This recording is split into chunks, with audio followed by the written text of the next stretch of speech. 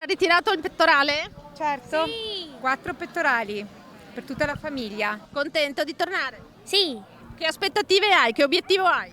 vincere! DJ Village è l'ex patinodromo affollato fin dal mattino per il ritiro dei pettorali. I partecipanti alla DJ 10 riconoscibili in ogni angolo di città con la loro sacca rossa. Strutture ricettive quasi sold out, 98% dei posti letto occupati, bar e ristoranti attrezzati con platte attici e banconi esterni. Treviso vive uno dei fine settimana più turistici dell'anno. Io corro domani. L'hai già fatta? No, è la prima volta.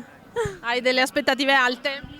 Sì, dai, sì, spero di riuscire a correrla tutta. No, non ci tengo proprio a vincere. L'importante è partecipare. L'avevi già fatta? No, è la prima volta, porto tutta la famiglia, Quindi insomma una giornata di sport. certo, di sport e di amicizia con tutti. Aspettative? Arrivare al traguardo. L'hai già fatta? Sì, l'anno scorso, bellissima, infatti quest'anno sono tornato apposta. Complimenti per l'accoglienza, bellissima. Parola di milanese, ma da fuori regione di partecipanti ce ne sono parecchi, provenienti anche da molto lontano. Noi veniamo dalla Sicilia, da Siracusa. Per fare questa gara? Beh, più che altro per dire che noi ci siamo qui con gli ascoltatori di Radio DJ, insomma tutta la community. E come vi è sembrata l'accoglienza della città? Ottima, veramente, una città aperta e anche collaudata per questo tipo di evento. Mi è sembrata molto già organizzata dalle prime battute. Confermo.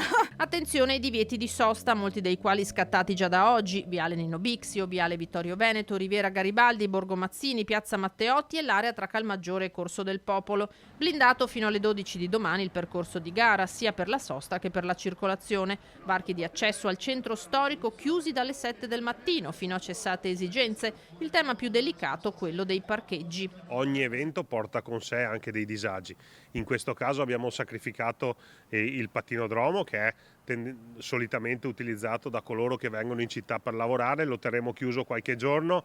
Chiedo di avere un po' di pazienza e di capire anche la valenza di progetti e di eventi come questo per tutto il territorio e per tutta la città. L'appello che faccio è di vedere oltre i disagi e di capire la bontà che questi eventi portano alla città. Dalle 15 in poi la città dovrebbe ritornare alla normalità. Nel frattempo il sindaco invita a vivere la manifestazione con la giusta leggerezza. Godiamoci la festa.